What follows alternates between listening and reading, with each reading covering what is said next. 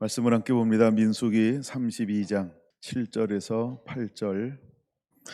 너희가 어찌하여 이스라엘 자손에게 낙심하게 하여서 여호와께서 그들에게 주신 땅으로 건너갈 수 없게 하려 하느냐.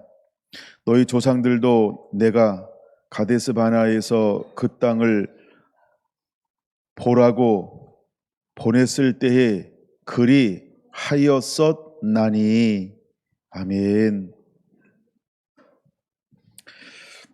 임제 15번째 시간, 오늘은 가데스 바네아의 기름 부음, 가데스 바네아의 기름 부음 두 번째 시간입니다. 여러분, 가데스 바네아는 알면 알수록 굉장히 중요한 장소가 됩니다. 하나님은 가데스 바네아에서 이스라엘 백성들을 적과 꿀이 흐르는 가나안 땅으로 들여보내기를 계획하셨습니다. 그리고 시내산을 떠나서 바란 광야를 지나 드디어 가데스 바네아에 도착합니다. 그리고 오는 도중에 그들은 하나님 앞에 청구, 기도하기 시작하죠. 하나님, 이제 우리가 들어가서 차지할 그 땅을 우리가 보내서 먼저 정탐하면 안 될까요? 정탐하고 오게 해주세요. 그래서 하나님께 그 기도를 함으로 하나님이 그 기도를 들어서 윤호, 허락을 하는 거죠. 그러면 각 지파의 지도자들을 한 명씩 선택을 해라. 그래서 각 지파에서 한 명씩 선택을 해서 이제 12명이 모였습니다. 하나님은 모세에게 여러 가지 지략을 허락해 주었죠. 가서 그 땅이 성읍인지 나무가 많은지 사람들은 어떤지 성읍은 있는지 땅은 어떤지 그다음에 여러 가지를 살펴보고 오라, 열매를 가지고 오라, 이런 증거로 이런 한 6가지를 이제 살피고 오라고 명령을 내립니다. 그들이 40일 동안 정탐하고 돌아왔어요. 그러면 하나님은 이제 무엇을 준비하고 예비하고 있을까요? 어떻게 이 이스라엘 지파들이 가나안 땅을 들어가서 어떻게 할 것인가에 대한 그런 하나님의 앞서 행하시는 사자, 이제 그 놀라운 계획을 가지고 있었는데 돌아와서 보고를 하기 시작할 때 너무나 뜻밖의 일들이 또 일어나고 있다라고 하는 것입니다. 여러분, 그들이 여기까지 다다랐을 때에 역순으로 가면 그들은 이미 성막을 통하여서 하나님께 나아가는 예배의 시스템을 경험하고 있다는 것이죠.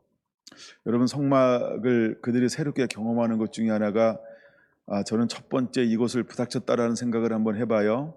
번제단이요. 즉, 죄 없이는, 죄 사함 없이는, 누군가 나를 위해 피 흘림이 없으면 하나님 앞에 나갈 수 없구나. 다시 말하면 죄 가지고는 하나님 앞에 나갈 수 없다라고 하는 것을 여러분, 이들은 누구보다도 많이 보았을 것입니다. 그럼에도 불구하고 그들은 가데스 바네아에서 지도자들이 어떤 보고를 하고 있냐 하면 하나님의 말씀을 듣기를 싫어하고 하나님이 들어가기를 원하는 그 땅에 들어가기를 싫어하고 또 스스로 장막에서 수근수근거리면서 원망했다라고 하는 것, 참 절망적이고 낙담적인 거라는 생각이 들 정도였다는 것입니다. 근데 이 말씀을 묵상하는데 제 안에 오버랩되는 것이 하나 있었어요. 무엇이 오버랩됐냐 하면 예수님 때였어요. 그래서 갑자기 신약하고 이게 오버랩이 되는 거예요. 예수님을 마지막 때로 역순으로 보면 오늘 그 부분을 좀 살펴볼 건데 마치 대제사장들이 예수님을 전부 영접하고 호응하고 호응할 줄 알았어요. 근데 대제사장들은 언제나 예수님을 향하여 어떻게 했습니까? 배척하고 적대시하고 죽었으면 좋을 것이다라고 예수님에 대한 환영을 하지 않더라는 거예요. 그 다음에 바리새인과 사두개인들은 그 시대의 정권, 사회를 잡고 있는 권력 집단이거든요. 근데 이 사람들은 자기 살해 사욕에 깊이 빠져서 이 세상을 더 사랑하는 사람들이 되었다는 거죠. 근데 그들은 종교적으로는 어떤 위치에 있어요? 전부 다 리더예요. 신학교 교수고, 그 다음에 신학자고, 그 다음에 유명한 납비 선생님들이고, 각 도시에서 각 지역에서 전부 희당장 출신이고 서기관 출신이고 다 우리로 말하면 길고 나는 나름대로 다 유지해요. 배 나온 사람만 회장님이 아니고 다 회장님 해먹고 있어요. 이제 이런 계층의 사람들이 예수님 당시 바리새파와 사두개인들이었다는 거예요. 근데 이 사람들의 대표적인 것이 뭘까요? 마태복음 23장에 보면 대표적인 것을 뭐라고 이야기하죠? 외식하는 자들아, 이런 거예요. 한 사람의 영혼을 얻으면 배나도 지옥 자식 되게 종교의 영으로 만들어버리는, 자기들도 들어가지 않을 뿐만 아니라 딴 사람들 들어가지 못하도록 걸림이 되게 하는 그런 역할을 감당하게 됐다는 거죠. 그러니까 종교 악이 되었어요. 하나님 앞에 아주 악한 역할들을 감당하고 있어요. 마귀가 해야 될 그 일들을요, 마치 종교적인 탈을 쓰고서 이 사람들이 이 일을 하고 있는 거예요. 근데 가데스 바네아에 머물면서 이제 이 땅을 통과하여서 들어가기를 원하는 것이 하나님의 계획이었는데, 이것을 가로막고 있는 한 단체들이 드러나기 시작하는 거예요. 이 사람들이 누구였다고요? 첫째는 정탐꾼이라는 거예요. 그냥 정탐꾼이면 얼마나 좋아요. 낮은 계층의 사람이었거나 그냥 영향력 없는 사람이었다고 한다면 얼마나 더 좋았겠어요. 근데 이 정탐꾼들은 다름 아닌 각 지파의 리더 그룹이라는 거예요. 여러분, 그 한 사람으로 끝나는 게 아니죠. 그 사람 앞에는 누가 있고 뒤에는 누가 있고 옆에는 누가 있을까요? 가문이라고 하는 이런 게 있단 말이에요. 근데 이 정탐꾼들이 어떤 보고를 하는 거예요? 안 된다는 거예요. 하나님이 우리를 죽일 데가 없어서 저 가나안 땅 아모리 족속에게 보내서 우리를 죽이려고 한다라고. 아니, 어떻게 이런 궤변이 나올 수 있을까요? 도대체 이런 생각이 어디서 이런 걸 창의적으로 만들어낼까요? 아니, 뭐 신문 기사입니까? 글 쓰는 사람들인가요? 어떻게 이런 말도 안 되는 논설을 써대죠? 그게 전혀 이상한 방향으로 흘러가기 시작을 하는 거예요.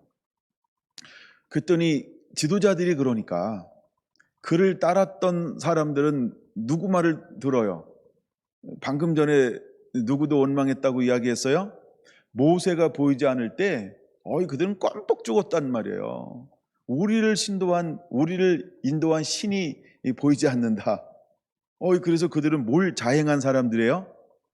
그쵸? 하나님을 속히 떠나 목이 뻣뻣하고 배역하여서 보여지는 우상을 만들었던 사람들이라는 거예요. 근데 그 사건을 통하여 얼마나 피비린내가 나야만 했어요? 3,000명이라고 하는 너무너무나 많은 사람들이 도륙을 당했단 말이에요. 그리고서 이제 얼마 있다 하나님이 이 성을 시내산을 떠나라 해서 바람강야를 통하여 이제 드디어 가데스 바네아에 도착을 한 것입니다. 그러면서 그들은 성막을 통하여 끊임없이 뭘 하나님이 보여줬다고 그랬어요? 그렇죠? 번제, 즉 피 흘림이 없이는, 즉 제사함이 없이는 하나님 앞에 나갈 수 없다라고 하는 것. 그리고 거기에 이제 또다시 이제 움직일 때는 가장 중요한 게 뭐냐 하면 하나님의 임재가, 즉 불기둥이나 구름기둥이 떠오르면 움직이고 멈추면 거기다가 이제 장막을 치는 이러한 일들을 해야 하는 거예요. 하나님의 철저한 보호와 인도함이 있었어요. 그 속에서도 이들은 뭐 하지 못하고 있다? 깨닫지 못하고 있다라고 하는 거예요.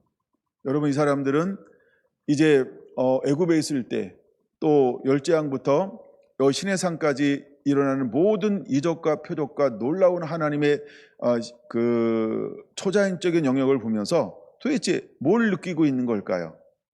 여러분, 그들 안에 진리에 대한 배고픔, 그들이 엘로힘에 대한 배고픔, 그들이 여호와에 대한 배고픔, 이런 것들이 있었을까요? 하나님에 대한 그런 배고픔이 있었을까요? 이걸 다른 표현으로 보면 이런 표현이에요. 아브라함의 언약에 대한 배고픔이 있었냐는 거예요. 그들은 아브라함의 하나님, 이삭의 하나님, 야곱의 하나님, 정말 그 하나님에 대한 그 목마름이 있었냐는 거예요. 그들은 매일매일 뭐에 빠져서 사는 사람처럼 행동하고 있나요? 눈앞에 보이는 매일매일의 이 땅에 있는 것을 보면서 이것이 있으면 감사한 거고 없으면 바로 원망하고 불평하는, 마치 소망을 땅에 둔 사람처럼 살고 있다라고 하는 거예요. 근데 모세가 열지양을 하는 가운데 선포하는 것이 바로 왕에게만 알려졌을까요? 이스라엘 백성들에게 전체 소문으로 퍼져나갔을까요? 나는 후자라고 봐요. 다 아는 거예요. 그러면 바로만 할까요? 바로의 궁전 신하들만 할까요? 애굽 사람들로 다 할까요? 다 아는 거예요. 그러니까 이렇게 표현합시다. 알만한 사람 다 안다. 하나님이 보여주는 거예요. 마지막 주님께서 오실 때 어떻게 올까요? 다 알게 오는 거예요. 재림은 살짝 오는 게 아니에요. 물론 도적같이 오는데 그건 때를 말하는 거고요. 주님이 오실 때는요, 지구 저 끝부터 저 끝까지 다 어떻게 오신다 그랬어요? 보리라, 보게 오는 거예요. 이것을 경험했던 이 이스라엘 사람들은요, 왜 그 안에 무엇이 형성이 되지 않고 있죠? 하나님을 향한 사랑, 그분을 향한 두려움, 그분을 향한 경외함, 이게 만들어지고 있지 않고 있었다는 거예요. 이게 만들어지지 않고 있어요. 그러니까 장로가 사는 시대를 떠나서 그 다음 세대가 일어났을 때 다른 세대가 일어났다? 어떻게 보면 전혀 이상한 게 아닐 수 있다는 거예요. 전혀 이상하지 않을 수 있어요. 네.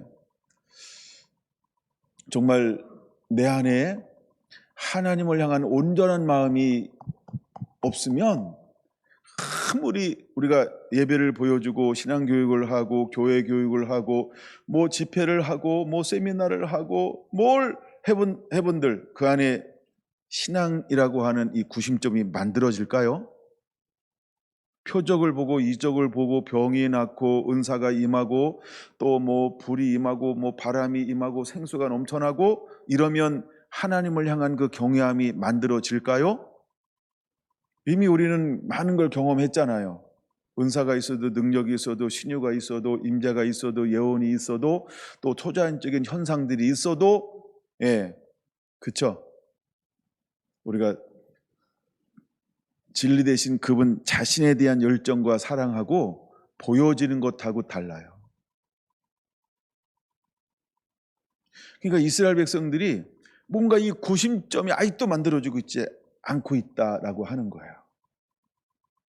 그래서 하나님께서 임재하셔서 20장 출애굽기 20장 20절 굉장히 중요한 거라 그랬어요. 19절부터 20절 하나님께서 임재하신 목적에 대해서 하나님이 그걸 밝히고 있잖아요.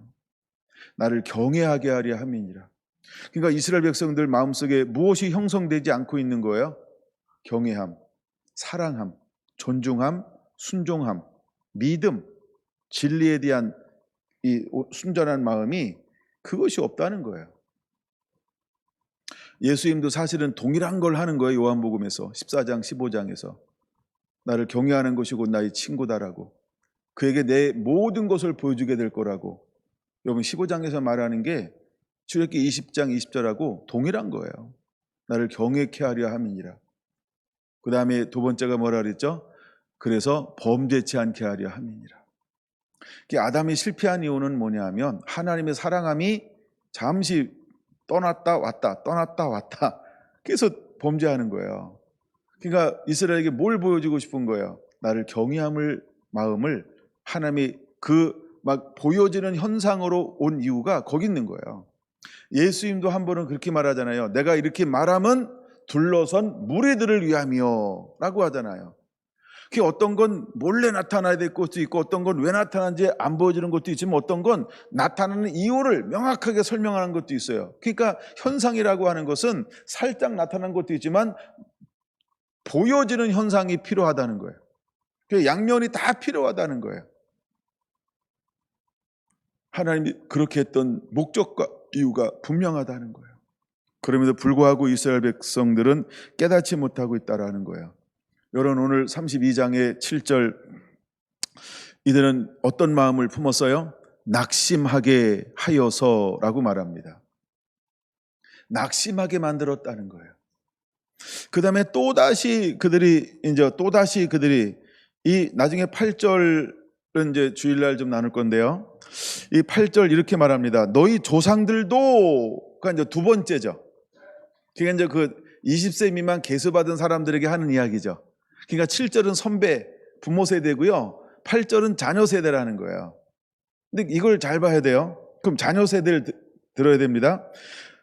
8절 너희 조상들도 내가 가데스 바네아에서 그 땅을 보라고 보냈을 때에 어떻게 했다고요? 그리했다는 거예요. 낙심케 만들었다는 거예요. 그럼 다시 오실 주님 앞에 여러분 우리는 그럼 어떤 역할을 해야 할까? 참 두렵고 떨리지 않나요? 왜냐하면 어쨌든 저와 여러분들은 먼저 된 자잖아요. 먼저 된 자잖아요.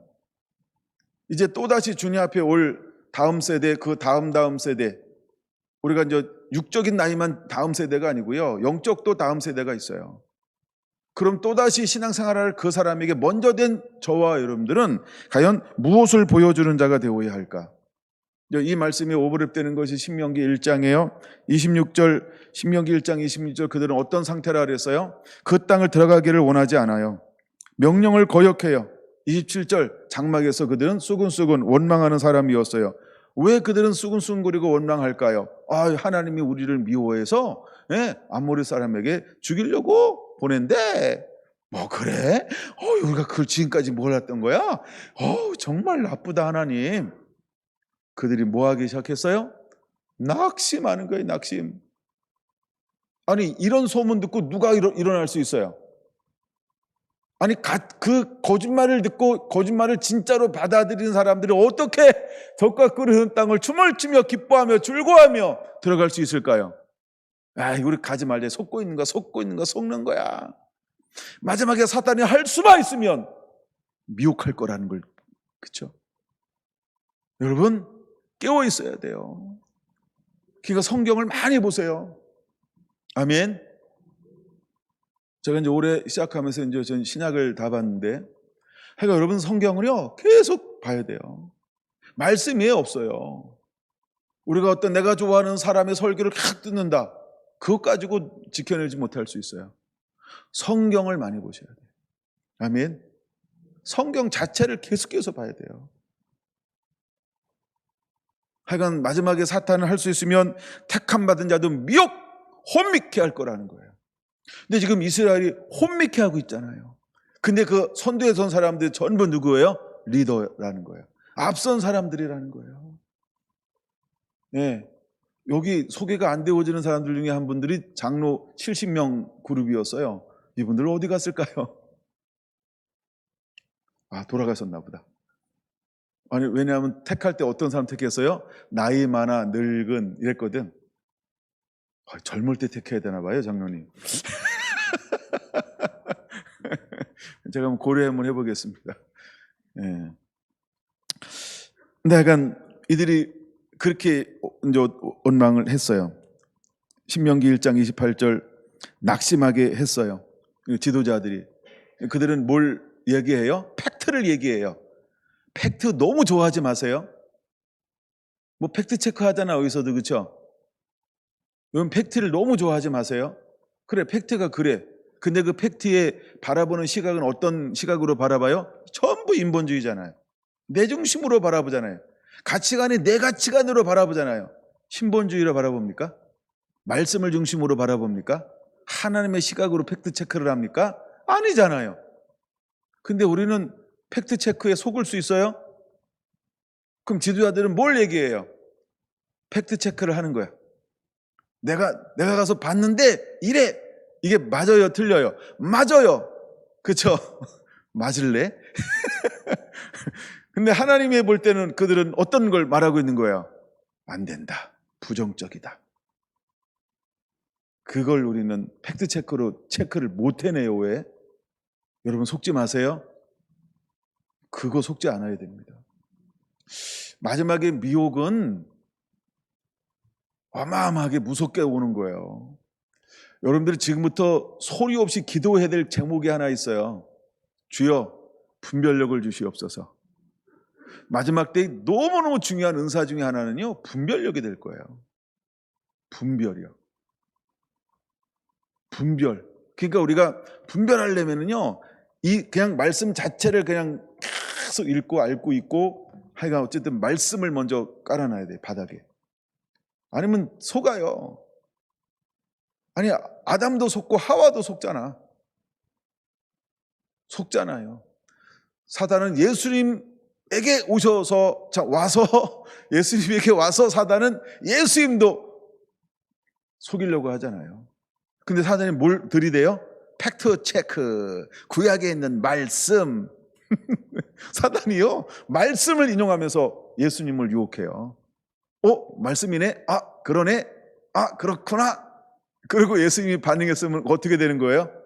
예수님 패, 사단 승리예요. 마지막 때 분별이라고 하는 건 너무너무 중요합니다. 가끔 저한테 분별해 달라는 사람이 있어요. 그럼 내가 분별해 줬어. 그 다음에 아무 얘기 없음. 그다음에 분별해 줬어요. 그러면은 분별을 해줬으면 그대로 따르고 순종해야 되는데 그렇게 하지 않음. 또 자기가 나름대로 판단해서 재해석함. 그래서 저는 어떤 게 왔냐면 분별해 줘도 별 재미없군. 이런 게 이제 이렇게 와버렸어요. 근데 분별은 굉장히 중요한 겁니다. 그래서 하여간 분별하게 되시기 바랍니다. 제가 지난 시간에 말씀을 마칠 때 이런 걸로 마쳤어요. 생명의 성령의 법으로 인도함 받지 아니하면 마지막에는 다 실패할 수밖에 없어요. 우리가 이걸 알아야 돼요. 세례 요한과 예수님이 세례 주는 형태가 같은가 다른가? 다르죠? 세례 요한은 뭘로 세례를 준다 그랬어요? 물로. 예수님은요? 불과 성령으로. 그러면 우리는 물로만 씻기지만 안 된다는 거예요. 우리가 물 세례는 무슨 세례를? 제세함의 회개의 세례죠. 반드시 회개를 해야 돼요. 회개했으니까 됐다고 봐요. 구원은 뭘로 받는다? 회개하면서 믿음으로 받는다. 그렇죠? 여기까지는 다 가르쳐요. 그 다음에 우리가 반드시 뭐에 인도함 받아야 돼요? 생명의 성령의 법으로. 그러니까 우리가 정말 살아계시는 성령의 인도함을 내가 받지 못하고 있잖아요. 가짜입니다. 이 단순한 원리를 그렇게 전 세계는 많이 강조하지 않아요. 그것도 정통이라고 하는 부류가 아직도 거기서 멈춰 있어서 그래요. 500년에. 그러나 여러분들은 생명의 성령의 법의 인도함을 받아야 합니다. 아니면 그냥 종교적인 사람이 되는 거예요.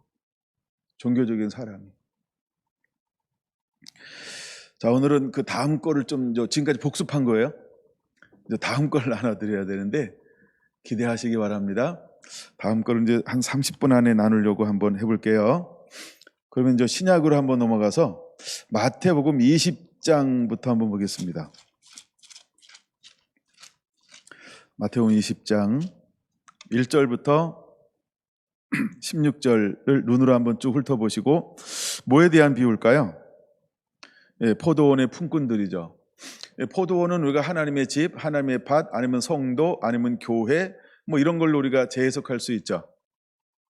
포도원은 우리가 포도나무니까요.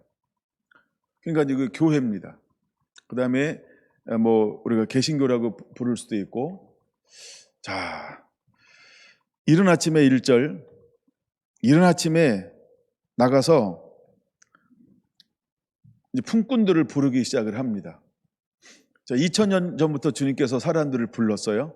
2000년 전부터 사람들을 불렀어요. 물론 더 넓게는 6000년 전부터 하나님이 사람들을 부르기 시작을 했어요. 자, 2절. 그가 하루 한 데나리온씩 품꾼들에게 약속하여 포도원에 들여보내고 라고 말했어요. 그럼 지금 누구를 들여보낸 거예요? 일꾼, 일할 사람을 들여보낸 거죠. 그러면 저와 여러분들은 부름받은 사람들이죠. 우리의 품삯은 얼마에 받기로 하고 부름받은 사람일까요? 한 데나리온. 여러분이 하루 한 평생을 일하면 천국 가면은 몇 데나리온 받을까요? 한 데나리온. 이것이 우리에게 정해진 품삯이라는 거예요. 여러분, 한 데나리온이 작다 많다를 생각하는 동시에 일하는 게 짜증날 수 있고요, 기쁠 수 있어요. 나를 한 데나리온밖에 값어치가 없어? 이 생각을 품는 동시에 짜증나는 거예요. 왜냐하면 일하는 게 쉬워요, 어려워요? 12절 이렇게 말합니다. 내가 종일 수고하며 더위를 견딘, 이렇게 말합니다. 일하는 게 쉬워요, 어려워요? 어렵다 이거예요. 자, 근데 또 나가서 사람을 부르기 시작합니다. 3절, 제3시에도 나갔어요. 그 다음에 5절, 6시도 나가고 9시에도 나갔어요. 이제 6절이죠. 마지막 부릅니다. 제11시에도 나갔는데 사람들이 뭐 하고 있어요? 종일 놀고 있는 것처럼 보였어요. 근데 왜 이 사람들은 놀고 있을까요? 출근을 늦게 해서 주인의 눈에 늦게 띈, 안 띈, 이런 걸까요? 자, 그들은 뭐라고 말하냐면 7절, 우리를 푼권으로 쓰는 이가 없습니다 라고 말합니다. 자, 드디어 그들이 1시간을 남겨놓고, 우리나라로 이제 요새 5시 퇴근입니까? 그럼 5시 퇴근한다면 4시에 만난 거예요. 4시에 만나서 야, 와서 일해. 그럼 한 데나리온 줄게. 이들이 들어가서 열심히 이제 일하기 시작합니다. 자, 이제 1시간이 지났어요. 계산할 시간이 왔습니다. 8절. 근데 계산하는데 어떻게 계산하기 시작해요? 늦게 온 사람부터 품삯을 계산하기 시작합니다. 근데 1시간 딱 일한 종들을 먼저 불러서 얼마를 주고 있는 거예요? 한 데나리온을 줬어요. 자, 그래서 이제 제 9절 보면 11시에 온 자들이 와서 한 데나리온씩을 받거늘, 10절부터 문제가 되기 시작하는 거예요. 여러분은 10절의 생각이 없어야 합니다. 계약서를 다 지참하고 오세요. 예? 계약서, 상식 뭐 이런 거, 통영 뭐 이런 거, 재해석 이런 거 가져오지 말고 그냥 계약서대로 지급할게요. 그게 굉장히 중요한 거예요. 자, 10절. 먼저 온 자들이 와서 더 받을 줄 알았더니, 이거 누구 생각이에요? 이 생각은 누가 집어넣은 걸까요? 이 생각은 어디로부터 온 걸까요? 그냥 이거 간단합니다. 욕심입니다. 이게 다른 복음입니다. 그러니까 다른 생각이 들어왔기 때문에 힘든 거예요. 다른 생각이 들어왔어요. 다른 생각이 들어온 거예요. 내가 이것을 선택하면 이것에 대한 것을 대가를 한 데나리온 받았으면 감사해야 되는 거 아니에요? 왜냐하면 오늘 공친 사람 있을까요, 없을까요? 많지. 주님 못 만난 사람들이 있을까요, 없을까요? 너무 많지. 네. 근데 우리는 그런 거 생각하지 않아요. 이 사람들은 누구 중심을 생각하고 있는 거예요? 자기 중심이요. 그러니까 자기 중심이 이렇게 어렵게 힘든 거예요. 근데 지금 이 모습을 보여주는 사람들이 누구냐 하면, 가데스 바네아에 이르렀던 출애굽을 했던 이스라엘 사람들이라는 거예요. 그들은 올라가기 싫어해요. 그리고 우리를 죽일 데가 없어서 죽이려고 데리고 왔나? 도대체 이 생각이 어디서 나오는 거예요? 이 창조적인 생각이요. 이 다른 생각이 어디서부터 오는 걸까요? 그 마음에는 땅의 생각이라는 거, 이게. 땅의 생각, 땅의 거 세 가지 아시죠? 땅, 육신의 정욕, 안목의 정욕, 이생의 자랑. 이게 땅에서 오는 거예요. 근데 그 세 가지는 어디서부터 나오는 거라고요? 마귀적이라는 거예요. 마귀로부터 오는 생각이라는 거예요. 근데 마귀는 이스라엘 백성들에게 아무것도 하고 있는 것처럼 안 보임에도 불구하고 이미 모든 사람들 가운데 마귀가 뭐였어요? 침투해 있다라고 하는 거예요. 그럼 여러분, 우리가 두 마음을 품고 천국에 들어갈 수 있을까요? 두 마음을 품고 천국에 들어갈 수 있을까요? 빨리빨리 대답하셔야 돼요. 없다. 그렇죠? 자, 이걸 앞으로 하나님은 어떻게 정리하는가 보세요. 그래서 여호수아와 갈렙은 성경은 뭐라고 말을 해요? 온전히 나를 쫓은 자. 이렇게 하면 온전히라는 단어를 쓰고 있다는 거예요. 그럼 온전하게 나를 순종했다라고 표현하고 있어요. 여호수아와 갈렙과 그다음에 세 번째 그룹은 누구죠? 좌우를 분별치 못하는 사람만 저 땅을 들어가게 될 것이다. 이미 너희가 이성적 판단으로 옳고 그름을 판단할 이 머리가 빨리 철들은 사람들은 전부 죽을 거다. 왜? 철들었는데 못 들어왔어요? 철을 칼로 만들었어요. 그래서 하나님을 향하여 찌르기 시작을 했습니다. 그걸 원망과 불평으로 만들어 버렸어요. 그 똑똑함 철들은 걸 가지고. 그 철 늦게 드는 게 훨씬 나을 수도 있어요. 깨달아야 됩니다. 이걸 보여주고 있어요. 자, 더 받을 줄 알았더니 그들도 한 데나리온씩 받는지라. 11절 동그랑땡 하나 해야 되겠죠. 받은 후 집주인을 뭐하기 시작합니까? 원망하기 시작해요. 그러면 주인은 마땅히 줄 걸 줬어요? 마땅히 줄 걸 빼고 줬어요? 이자 뗐나요? 야, 넌 아까 보니까 1시간 그냥 아무것도 안 하고 잠만 자대? 야, 넌 마이너스. 이래가지고 좀 적게 줬을까요? 아니에요. 약속한 그대로 다 줘서 어떻게 일했는지를 여기는 나오지 않아요. 물론 그들이 말하는 것 속에서는 포함되어져 있지만 그거를 전부 떠나서 약속한 대로 다 지불했다는 거예요. 근데 그들은 그걸 바꿔서 뭐 하기 시작합니까? 원망하기 시작한다는 거예요. 마치 이런 겁니다. 자, 출애굽했어요. 자, 빨리 갑시다. 가데스 바네아에 이르렀어요. 그럼 그들은 지금 다 같이 누굴 기다리고 있어요? 예, 자기 지도자들이 올 것을. 그리고 이미 다 준비를 하고 있는 거예요. 뭘 준비하고 있는 거예요? 저 땅에 들어갈 준비를 백성들은 다 하고 있어요. 예, 백성들은 다 하고 있는 거예요. 근데 지도자들이 와서 무슨 얘기를 해요? 2명은 올라가자. 하나님이 우리가 함께한다. 하나님을 기뻐하자. 저들은 우리의 밥이다. 그랬더니 이 10명은 뭐라고 얘기해? 안 돼. 저 우리보다 강해. 야, 우리 속았어. 야, 죽을 데가 없어서. 와, 저 너무 커. 거대, 장대, 성도 막 우와, 감당 못할 거야. 백성들이 다 준비해서 들어가려고. 근데 그들은 누구 말에 더 귀를 기울이기 시작했나요? 그렇죠? 10명의 말이 그렇다고 한다면 이거는 2명보다 열이잖아. 그런가 보다 하고 마음을 전부 여기다 두었다는 거예요. 그래서 그들은 밤새 민수기 14장 1절 뭐 하기 시작했다고요? 통곡하며 울며 통곡하더라. 이거는 낙심하는 거예요. 절망하는 거예요. 낙담하는 거예요. 그리고 원망하기 시작하는 거예요. 그리고 속에는 응어리가 지는 거예요. 이게 막 응어리요. 일을 가는 거죠. 응? 아니, 하나님이 이럴 수 있어? 우리를 죽이려고? 죽일 데가 없어서 똑같이 속으로 막 하나님을 향한 기쁨과 감사나 즐거움이 있는 게 아니고요. 하나님을 원망하는 거예요. 그리고 악담하기 시작하는 거예요. 이게 슬피 울며 우는데 그 울음이에요. 서러워서요. 내가 속았구나. 내가 이러려고 사나. 이러면서 막 다 경험해봤잖아요. 살면서. 이런 비슷한 것들이요. 이 마음으로 그들이 가졌어요. 이 안에 원망이 가득한 거예요. 그럼 일어나 올라가자라고 하면 누가 일어날까요? 아무도 일어나지 않는다는 거예요. 그래서 신명기 1장은 그렇게 말하는 거예요. 그들이 올라가기를 원치 아니하더라. 하나님은 그 땅을 들어가라라고 말하는데 백성들이 일찍 그 아침에 됐는데 뭐 하는 거예요?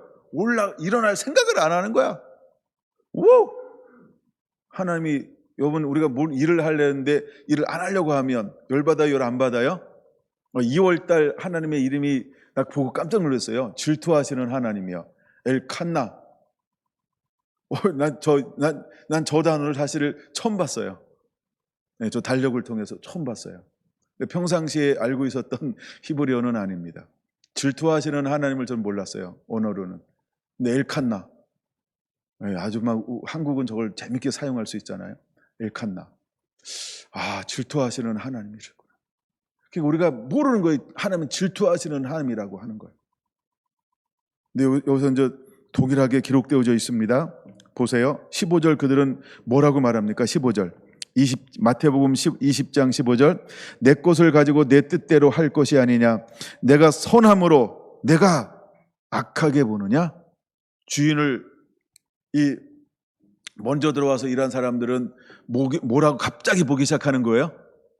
악하게 보는 거예요. 일할 때는 나 좋았어. 너무 행복해서 사실은. 그렇죠? 근데 이제 가데스 바네아 가다 이럴 때는 다 좋았어. 왜? 이제 드디어 저 땅을 들어갈 거니까. 근데 이제 계산하자 나중 온 사람부터 계산하기 시작하는데 갑자기 주인을 향하여 뭐라고 생각하기 시작했어요?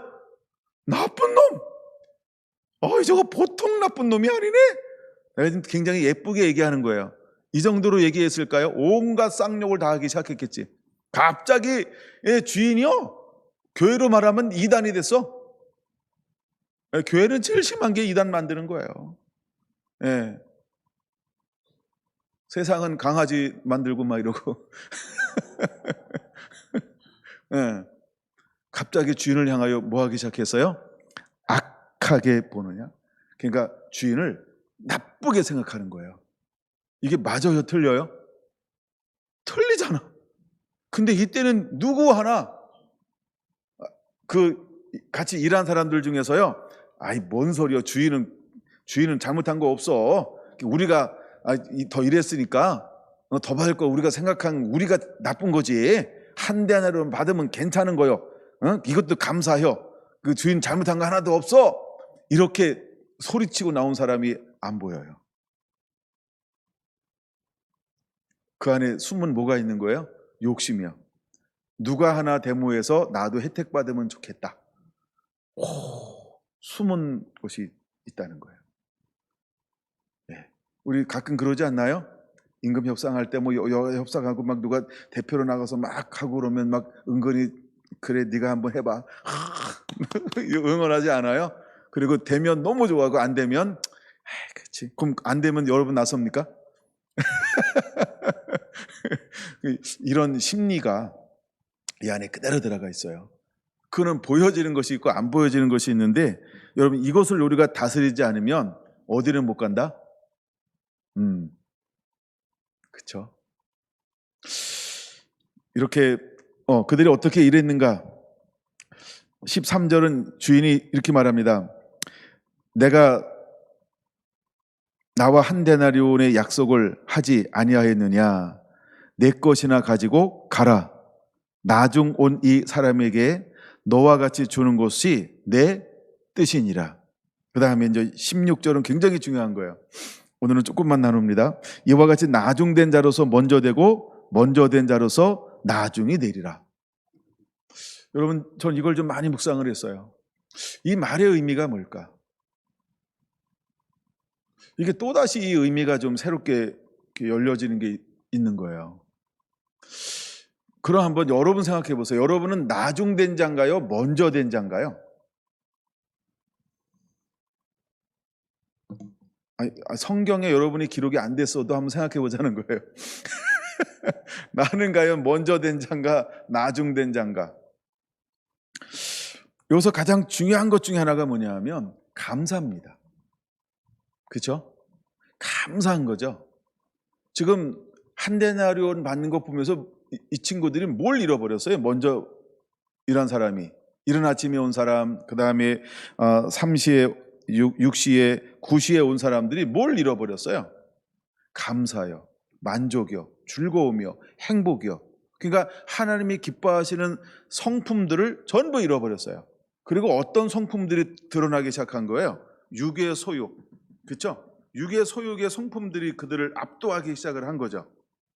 네. 근데 주인은 이 친구들을 향해서 말하는 거예요. 내 것이나 가지고 가라. 내가 너에게 한 데나리온씩 주기로 약속하지 않았냐? 나는 그대로 한 것뿐이다 라고 말하면서 먼저 된 자가 나중되고 나중된 자가 먼저 되리라 라는 것으로 우리에게 비유의 말씀을 해주고 있는 거예요. 비유의 말씀을 지금 해주고 있는 거예요. 그럼 여기 먼저 온 사람들이라고 하는 건 누굴까요? 그 시대에, 그렇죠, 종교를 잡고 있는 아까 얘기했던 이 사람들을 말하는 거예요. 대대상을 비롯해서 바리새인과 사두개파들을 말하고 서기관들을 말하는 거예요. 공회원들을 말하는 거예요. 그 시대의 영적 리더 그룹들을 말하는 거예요. 그리고 또 이렇게 말하는 거예요. 유대인들을 말하는 거예요. 근데 이들이 뭘 잃어버렸을까요? 여러분 요한복음 1장을 기억하시죠? 자기 땅에 오매 자기 백성이 영접하지 아니하더라. 그들은 매일매일 사실 뭘 기다렸다 그랬어요? 메시아가 올 것을 기다렸어요. 근데 메시아가 왔음에도 불구하고 3장 19절 20절 기록되고 있잖아요. 빛 가운데 행한 자는 자기가 드러날까요? 빛으로 나오나니 나오지 못한 사람은 어둠 가운데 행하여 어둠이 드러날까 무서워 두려워 나오지 못하고 있다는 거예요. 그러면 이 사람들은 원방하는 거고, 악하게 말하는 사람들은 실제 뭐가 있어서 자꾸 큰 소리 칠까요? 구린 게 있어서. 그렇죠? 이런 거예요. 근데 여러분, 이 16절 여기는 우리가 그러면 이런 상황을 만날 때 정말 남은 사람들은 어떤, 여호수아와 갈렙이 10명하고 무슨 차이가 있는 거예요? 그냥 똑같은 걸 보고 왔어. 그들 보고가 다른 게 아닙니다. 근데 그 해석만 다른 거예요. 10명은 안 된다라고 해석한 거고 2명은 됩니다라고 해석한 것, 그거밖에 없어요. 팩트는 똑같아요. 보고 왔어요. 근데 이걸 뭐 어떤 그릇에 담아내냐는 거예요. 여호수아와 갈렙은 하나님을 신뢰한 거예요. 그럼 여러분, 우리가 먼저 된 자로서 나중될 사람들은 어떤 사람일까요? 그러니까 이렇게 하나만 한번 적용해 보면, 감사하지 않으면 나중됩니다. 나중된 자로서 먼저 될 수 있는 방법은 하나밖에 없다는 거예요. 감사요. 그럼 이 감사한 사람들이 누굴까?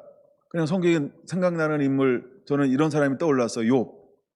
주신 자도 여호와요, 취하신 자도 여호와요. 그는 입술로 뭐 하지 않아요? 입술로 뭐 하지 않아요? 그걸 말하고 싶은 거예요. 그럼 우리가 마지막 때 살아가고 있잖아. 그러면 우리는 뭐에 대해서 승리한 자가 돼야 될까요? 입술로, 그렇죠? 입술이 온전한 자가 돼야 돼요. 여러분, 시간 되면 다시 야고보 다시 한번 읽어보셔야 돼요. 입술이 온전한 자예요. 우리의 말을 지키는 거예요. 우리의 고백을 지키는 것. 이 고백이 마음에서 나오잖아요. 언어라는 게. 그러니까 내 안에 무엇이 가득 차 있어야 될까요? 감사요. 그게 욥이라는 사람이었어요. 전 두 번째 떠오른 사람이 다니엘의 세 친구였어요. 그리 아니하실지라도. 그 다음에 떠오른 사람은 저는 에스더였어요. 죽음은 죽으리라. 그 상황 가운데서 죽음은 죽으리라 고백하는 거예요. 한 사람 더 생각할까요? 사도 바울이었어요. 일체의 비결을 배운 그 한 사람, 뒤에 있는 건 잊어버리고 앞에 부르신 표대를 향하여 달려갈 수 있는 그 사람은 무엇 때문에 그게 가능할까요? 그냥 감사한 거예요. 감사한 거예요. 짜증나는 게 아니고, 왜 나만 겪는 고난이세요? 여기까지 잘 인도해놓고 왜 이래요? 이런 류의 생각을 아예 만들어내지를 못해요. 바보. 여러분, 그런 바보였으면 좋겠어요. 그래서 주님이 말하는 거예요. 항상 기뻐하라. 쉬지 말고 기도하라. 범사에 감사하라. 이는 그리스도 예수 안에서 여러분을 향한 하나님의 뜻이라는 거예요. 여러분, 우리가 뭘 하는 사람이 돼야 할까? 이런 환경을 만날 때 우리는 가데스 바네아에서, 만약에 내가 정탐꾼 중에 한 명이었다고 한다면 나는 과연 이것을 보고 와서 뭐라고 외치고 선포하고 보고하는 자가 되어야 할 것인가? 여러분, 이런 리더가 되어야 합니다. 이런 하나님의 사람이 되어야 합니다. 이런 사람들이 되어야 한다는 거예요. 저도 마찬가지고, 장로님도, 우리 권사님들도, 또 임직해야 될 분들도, 특별히 우리가 이 임직을 앞에 놓고 있으니까, 여러분, 권사님은, 안수 집사님은 어쨌든 리더예요. 그럼 성결한교회 리더는 같은 언어를 품을 수 있어야 돼요. 딴 말하면 간첩이죠. 간첩은 어떻게 하는 거예요? 요즘에 뭐 간첩이 잘 안 잡혀가지고 하나님이 이 사람들을 어떻게 하는가, 여러분, 우리가 어떤 언어를 품고 있어야 되는지를 보여주고 있습니다. 저는 이 사람들 중에 한 사람이 옥합을 깨뜨렸던 마리아라고 봅니다. 마리아가 워낙 많이 나와가지고요. 옥합을 깨뜨린 마리아. 그는 그 상황 속에서 감사하는 거예요. 사랑의 빚진 자. 그 빛을 누가 뭐라고 해도 자기는 자기가 해야 할 일을 하는 거예요. 여러분, 우리가 걸어가야 될 길은 그런 길을 우리가 걸어가야 하는 거예요. 저는 이 사람이 사마리아 여인이라고 생각을 합니다. 사마리아 여인은 평판이 그리 좋지 않음에도 불구하고 그 안에는 뭘 품고 있어요? 오실 메시아에 대한 품고 있고 예배를 품고 있는 거예요. 그는 진정으로 하나님을 예배하고 싶은 그 예배하는 사람이라는 거예요. 비록 삶은 그렇게 산다 할지라도 예배에 대한 목마름이 있어요. 예수님을 만남을 통해서 빛을 보았던 한 사람. 여러분, 우리가 환경 속에서 무엇을 품고 있어야 될까? 여러분, 감사하는 자가 되기를 예수님의 이름으로 축원합니다. 제가 이제 하나, 두 개 본다 그랬으니까 하나 더 봐야 되죠. 마태복음 22장 1절에서 14절입니다. 이거는 약간 좀 굉장히 리얼한데 이것이 가네스 바네아하고는 너무 이게 이제 막 오버랩돼요, 정말. 그냥 눈으로 성경을 보는 게 훨씬 더 빨라요. 성경을 아는 분들은 한번 쭉 훑어보면 보이죠. 자, 혼인잔치 비유입니다. 2절, 천국은 마치 자기 아들을 위하여 혼인잔치를 베푼 어떤 임금과 같으니, 자, 그 종들을 보내어 청한 사람들을 혼인잔치에 오라 하였더니 오기를 싫어하거늘. 자, 이제 가데스 바네아에서 정탐을 왜 보냈어요?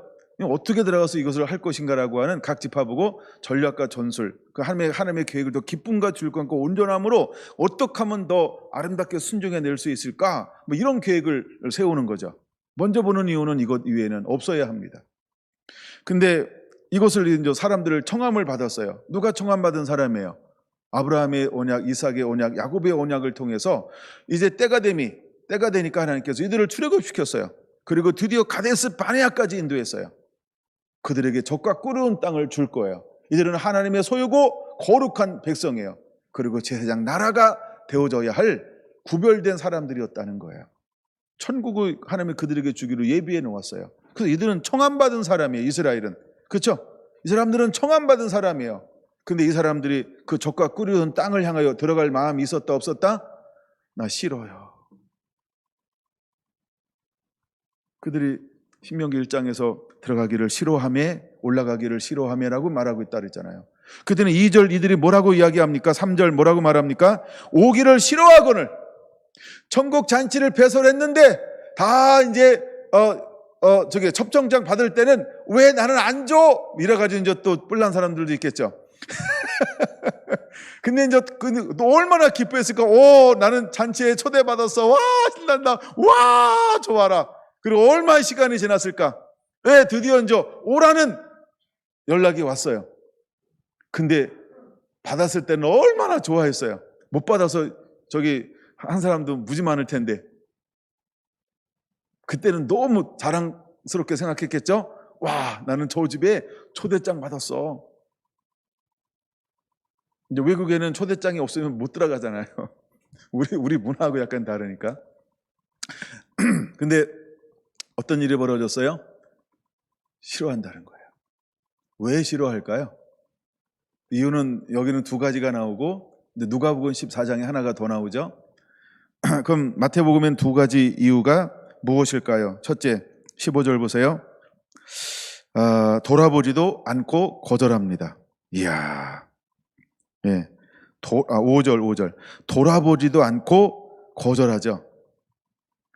이야, 어떻게 이럴 수 있어요? 돌아보지도 않고란 단어가 참 저에게 충격이었어요, 오늘. 돌아보지도 않고 첫 번째, 왜 거절합니까? 내 밭을 샀으므로. 두 번째, 왜 거절합니까? 사업장으로. 사업하러 가기 위해서. 이걸 누가복음에는 소 5결이 이렇게 해서 5결이는 2개씩이니까 10마리를 샀다. 굉장한 사업이죠. 그래서 그것 때문에 이제 거절하는 것이 기록되어져 있습니다. 그리고 이제 세 번째, 이제 여기 이제 누가복음에 없는 거하고 이제 하나 더 있는데 마태복음에는 6절입니다. 그 남은 자들은 종들을 잡아 모욕하고 죽이니. 잔치에 참여하라고 청했던 그 종들을 잡아가지고 어떻게 한다고요? 모욕하고 잡아 죽여버려요. 와우.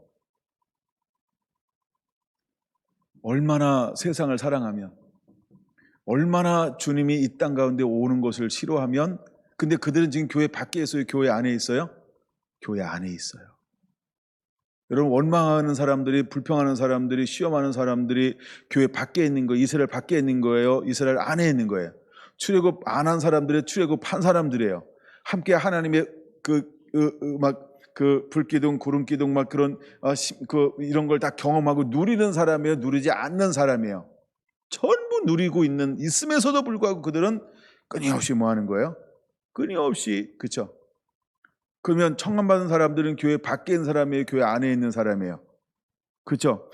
내가 밭을 샀으니까 사업장에 가야 되니까, 그 다음에 종들을 이제 모욕하고 죽인 사람들은 초대장을 안 받은 사람이에요? 초대장을 받아놓고 있는 사람이에요? 받아놓고 있는 사람이에요. 자, 그럼 여러분 생각합시다. 거기에 나도 해당될 수 있다. 왜 나는 예의라고 생각하세요? 우리가 보통 판단할 때 그래도 나 말고 딴 사람이 이러잖아요. 우리가 한국교회가 막 희망이 없어 이럴 때 나는 희망이 있는데 옆에가 희망이 없어 이렇게 해석을 많이 하잖아요. 여러분이 희망이 없어요. 누군가에게는. 여러분은 어떨까요? 여러분 정말 어때요? 마음의 중심이 어디 있을까요? 젖과 꿀이 흐르는 땅 들어갈 수 있을까요? 일어날까요? 그러면? 올라갈까요?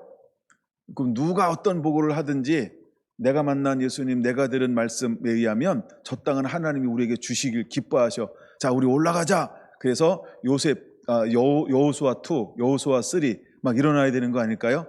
갈렙 1203번, 갈렙 1204번 막 이렇게 막 갈렙을 닮은 사람들이 막 일어나야 되지 않을까요? 여러분은 어떤가요? 2023년이 새로운 해가 될 것이라고 말합니다. 또 새로운 해가 되어야 합니다. 우리가 분명히 하나님의 임재 가운데 이제 전혀 다른 그런 장소적 기름 부음을 하나님께서 부어주실 것입니다. 그런 그 임재가 있다. 기름 부음 부어줬다. 어떻게 하시려고요? 그렇죠? 여러분 사도행전 1장 8절로 시작을 했어요.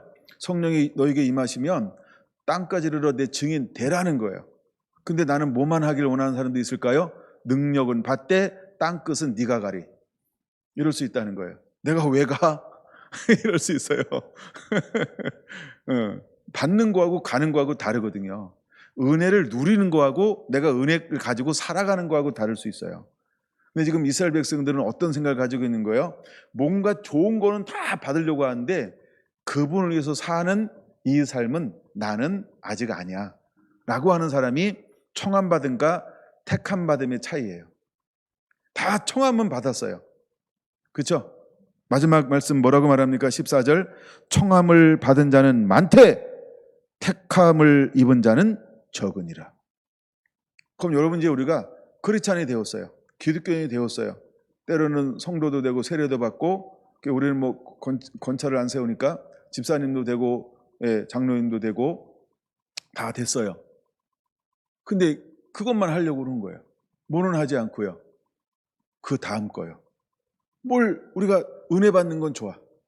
은사 받고 능력 받고 계시가 보이고 환상을 보이고 막 말씀이 깨달아지고 기도가 응답돼서 내 삶이 원하는 대로 그냥 쫙쫙 잘 나가고 형통하고 평탄하고 이야 너무 좋아. 근데 뭐 이게 청함 받은 거예요. 이거 청함 받은 거예요. 왜 하나님이 그런 삶을 만들어주고 있어요? 젖과 꿀은 가나안 땅에 들어가자고. 근데 그 땅에 들어가면 뭐가 기다리고 있어요? 키 큰 사람이요. 무장한 사람이요. 성벽이 견고한 사람이요. 안악자손도 있고요. 다 있어요. 그렇죠? 근데 마치 그때부터 누가 하려고 생각을 하고 있어요? 나 저거 하려고 보냈나? 나 전장하고 싶지 않은데 그냥 가서 그냥 먹고 놀고 누리면 좋은데 왜 지금까지 벽돌 긋다 왔어요. 근데 내가 이 땅 가서도 그거 해야 돼요? 이러면서 이제 막 그거를 싫어하는 거예요. 그거 안 하고 싶어 하는 거예요. 근데 하나님의 전략과 방법은 다를까요? 자, 여리고성을 무너뜨리는데 그들이 칼 휘둘렀나요? 아니요. 그렇죠? 그들은요 너무 자기 생각에 빠져 있어요. 자기 생각이 이렇게 앞서갈 수 있어요. 마치 내가 해야 되는 것처럼. 여러분 우리가 청함을 받고 택함 받은 자, 여러분 청함 받은 자는 굉장히 많습니다. 그러나 마지막까지 이겨내는 자는 적다라고 하는 의미가 있는 거예요. 얼마나 적을까요? 자, 나올 때 200만이 나왔어요. 우리가 이제 군사로 부름받은 자는 60만이라고 말합니다. 그럼 60만이 다 결혼했다. 그걸 일단 한번 생각해 봅시다. 그럼 짝꿍이 있을 거 아니에요. 그러면 1200만이에요. 그렇죠? 그럼 저 200만에서 1200만이니까 몇 명 남았어요? 800만 남았어요. 자, 그러면 20세에서 50세, 즉 50대니까 그러니까 60세 미만까지가 이제 군인으로 부름받았어요. 그럼 60대 이상 있었을까요? 없었을까요? 있었겠죠. 그러면 노인들이 많을까요? 밑에 아이들이 많을까요? 계산이 안 되니까 그럼 80만을 반반만 나누겠습니다. 그러면 40만, 40만이죠. 그렇죠? 그러면 몇 명 남고 다 죽은 거예요? 40만 남고 다 죽은 거예요. 20세 미만 40만 남고 다 죽었다고요. 그리고 이제 20세 이상 계수받은 사람은 몇 명 남았어요? 2명 남는 거죠. 2명이 남는 거예요. 여호수아와 갈렙 두 사람이요. 물론 모세도 처음에는 합류했었어요. 예, 근데 나중에는 모세는 40년 돌고 와서 38년 돌고 와서 두 번째 요건 저 주일날 시간 되면 주일날이고 안 되면 그 수요일날로 넘어갈 거예요. 예, 전 계속 이 본문에서 보여지는 말씀들이 막 있어가지고요. 그래서 아이가 이제 40만 남았어요. 이 사람들이 다시 이제 만나서 결혼하고 짝을 이루어서 40년이 지나고 난 다음에 함께 들어가는 거예요. 들어갈 때 숫자가 줄었을까요? 늘었을까요? 약간 늘었죠. 그들이 강야에서 생육하고 번성하게 하는 거예요. 인원수는 거의 비슷합니다. 그 숫자가 되어서 다시 들어가는 거예요. 그럼 이 사람들은 들어갈 수 있는 하나님께서 강야에서 뭐가 준비되기를 또 원했을까요? 마음이요. 그 마음이 준비가 되기를 원했던 거예요. 근데 여러분 잘 봐야 됩니다. 땅에 젓가 끓이는 땅은 그들이 들어갔는지 모르지만 그들 가운데서 온전히 하나님을 섬긴 사람들은 누굴까요? 이미 사사기에 답이 나오잖아요. 여호수아와 하나님이 행한 일을 본 장로들 외에는 이렇게 말하고 있다는 거예요. 그러면 그들은 광야에서 뭐가 전수가 되지 않았을까요? 또 실제로 그 젓가 끓이는 가나안 땅을 들어가서 차지함에도 불구하고 이들은 뭐가 전수가 되지 않고 있을까요? 신앙이요. 하나님을 향한 온전한 신앙의 전수가 되지고 있지 않다는 거예요. 그래서 여러분 우리가 땅에서 천국 우리가 이제 물론 그런 비유를 사용하기는 합니다. 그렇죠? 우리가 이제 천국을 들어가는 것이 무슨 강을 건너는 거라고 생각하고 있죠? 요단강 건너가 거기서 만나리. 요단강을 건너갔어요. 근데 하나님의 원래의 뜻은 요단강 건너는 거예요? 아니죠. 바란강야에서 가데스 바네아에서 바로 치고 올라가는 거였어요. 여러분 우리가 준비가 되지 아니하면 젖과 꿀 이른 가나안 땅에 들어가서 땅을 분비하여 산다 할지라도 주님을 못 만날 수 있다는 거예요. 천국을 못 들어갈 수 있다는 걸 우리는 깨달아야 합니다. 자, 이제 하나 더 나눠야 돼요. 이 22장의 비유는 너무너무나 많은 것들이 오버랩돼요. 실제로 가데스 바네아하고 따로 오버랩되는 것들이 많아요. 자, 이제 청했어요. 8절 봅니다. 8절. 자, 6절 먼저 봅니다. 모욕하고 죽였어요. 7절. 임금이 뭐 하기 시작했어요? 노하여. 뭘 보냅니까? 군대를 보내어 살인한 자들을 진멸하고 그 동네를 불사르고. 주님은 그 땅을 향하여 악평했던 10명의 지도자들을 그 자리에서 어떻게 했어요? 예, 바로 죽여버렸어요. 그리고 뒤돌아가. 그리고 내 말이 내 귀에 들린 대로 저 땅에 죽일 데가 없어서 우리를 저 땅으로 보내냐? 올라가지 않겠습니다. 라고 그렇게 원망하고 불평했던 그 20세 이상 계수받은 사람들은요, 전부 죽여버렸어요. 이것이 7절인 것입니다. 그리고 종들에게 뭐라고 말합니까? 이에 종들에게 이르되 혼인잔치는 준비되었으나 청한 사람들은 합당하지 아니하니. 가데스 바네아에서 이 20세 이상 계수받은 사람들은 합당하지 않다. 나는 이들이 내가 예비한 젖과 꿀은 땅을 들어가는 것을 나도 너희들이 말한 대로 나도 허용하지 않겠다. 그러면 합당하지 않으니까. 여러분 하나님이 엘칸나 하면 어떻게 되는지를 우리가 깨달아야 합니다. 2월달 엘칸나잖아요. 네. 하나님이 질투하면 어떻게 되는지를 보여주고 있어요. 그 다음에 이제 또다시 이제 일어서 나가라고 말합니다. 이제 얼로 나가나요? 9절. 네 거리에 가서 사람들을 만나는 대로 혼인잔치에 청하여 오라. 10절. 종들이 길에 나가 어떤 사람들을 청합니까? 악한 자, 선한 자 만나는 대로 데려오니. 나중에 누가복음은요, 더 이 단어들이 아주 약한 사람들만 나오고 있어요. 예, 병든 자. 나중에 시간 되면 누가복음 14장 여러분 찾아보시기 바랍니다. 그럼 마지막 때는 뭐가 또 예배가 되고 있는 걸까요? 대부흥과 대추수요. 그러니까 이제 수많은 사람들에게 마지막 때 또 복음이 증거되어질 것입니다. 근데 천국잔치에 이제 참석을 했어요. 그랬더니 11절 중요합니다.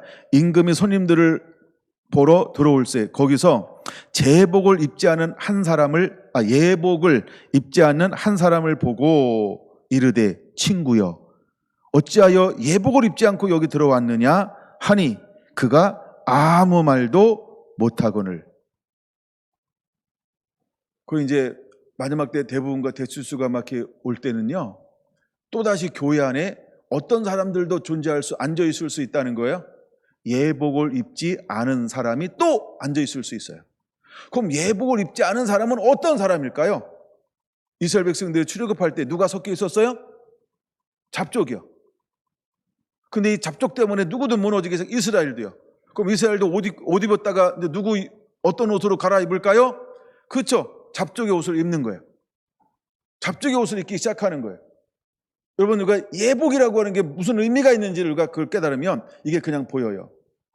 예복을 입지 않았더니 그를 13절 뭐라고 말합니까? 임금이 사원들에게 말하되 손발을 묶어 바깥 어두운 데 내던지라. 거기서 슬피 울며 이를 갈게 될 것이다. 그러면 이 예복을 입지 않은 사람이 언어는 기록되어져 있지 않아요? 그는 알까요, 모를까요? 그는 앞서 한 사람하고 동일하게 행동하고 이야기할 수 있다는 거예요. 원망하고 악평하고. 그리고 그 속에는 감사나 기쁨, 이 즐거움이 있는 것이 아니고 그 안에 다른 걸 품고 있는 거예요. 예복을 입지 않았다라고 예복은 무엇을 의미할까요? 예복은 성경에 여러 걸 보여주죠. 우리가 이제 요한계시록 3장 18절에 보면 벌거벗을지를 보이지 않게 흰 옷을 사서 입어라.